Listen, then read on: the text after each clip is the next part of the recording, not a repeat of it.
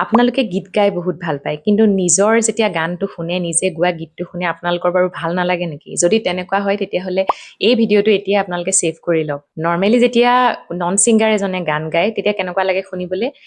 हमें तुमसे प्यार कितना कि हम नहीं जानते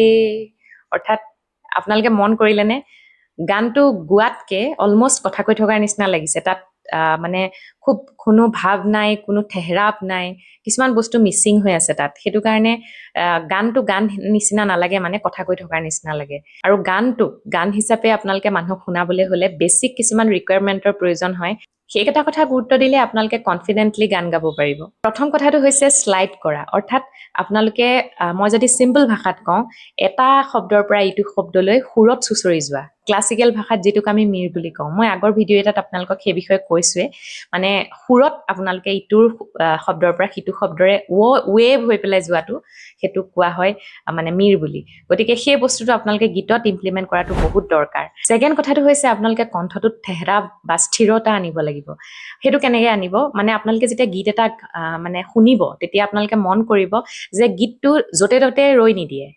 গীতটোৰ ৰুৱাৰ এটা স্থান আছে শব্দবোৰ নিৰ্দিষ্ট এটা জেগাত ৰয় কোনোবাখিনিতে অকনমান দীঘলীয়াকে টানে কৰবাত পটককে ষ্টপ কৰি দিয়ে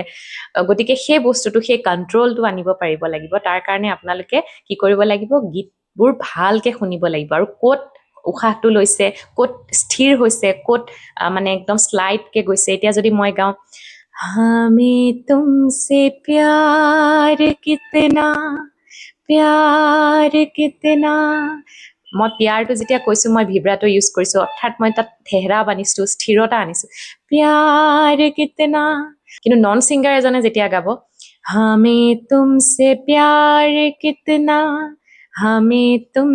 प्यार कितना প্যাৰটোত সেই ঠেহৰাপটো নাথাকে গতিকে আপোনালোকে যেতিয়া নিজকে প্ৰফেশনেল সাউন্ড কৰিব বিচাৰে তেতিয়া আপোনালোকে সেই ঠেহৰাপটোৰ ওপৰত কাম কৰিব লাগিব ক'ত উশাহটো এৰিব লাগিব ক'ত কিমানখিনি টানিব লাগিব ক'ত ষ্টপ কৰিব লাগিব সেই গোটেই বস্তুটো আপোনালোকে ভালকে শুনিব লাগিব গতিকে গীতবোৰ ভালকে শুনাটো বেছি দৰকাৰ এনেকুৱা ধৰণৰ ইনফৰমেটিভ ভিডিঅ' পাই থাকিবৰ কাৰণে এতিয়াই মোক সাবস্ক্ৰাইব কৰি লওক